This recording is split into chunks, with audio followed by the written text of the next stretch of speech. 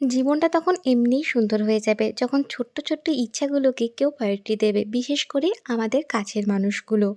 এই তো এটা হচ্ছে সেই জগন্নাথ দেবের রথযাত্রার দিনকে আমার না ভীষণ রথ দেখতে ইচ্ছা করছিল। সত্যি বলতে সোজা রথের দিন বেরোতেই পারিনি, কিছু অর্ডারের চাপ ছিল। কিন্তু উল্টো রথের দিনকে আমার মনে হয়েছিল আমি একটু রথ দেখতে যাব, তো যখন বললাম তারপরে নিয়ে গেল। আর ঠিক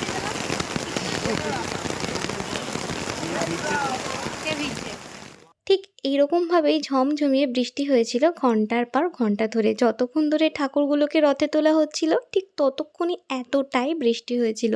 তবু আমাদের মুখে ছিল একদম বড় পড়া একটা হাসি, কারণ প্রথমবারের মতো এরকম ভিজে ভিজে রথ দেখতে পেয়েছিলাম। কি জানতে ইচ্ছা করছে তো কোথায়?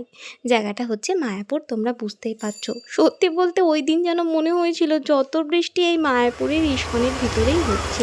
দেখো বৃষ্টি থামার কোনো নাম নেই। আমি জানি ভিডিওটা অনেকটা লেট, আর তোমাদের এই চ্যানেলে কিন্তু সবাইকে স্বাগত। এরপর থেকে এখানে টুকটাক আমার ডেলি লাইফস্টাইল তোমরা এখানে দেখতে পারবে। তো আজকের এই মিনি ব্লগটা কেমন লাগলো জানাবে, আর রথে কারা কারা মায়াপুর গেছিলে জানাতে কিন্তু একদম ভুলবে না। চলো টাটা, দেখা হচ্ছে নেক্সট ভিডিও।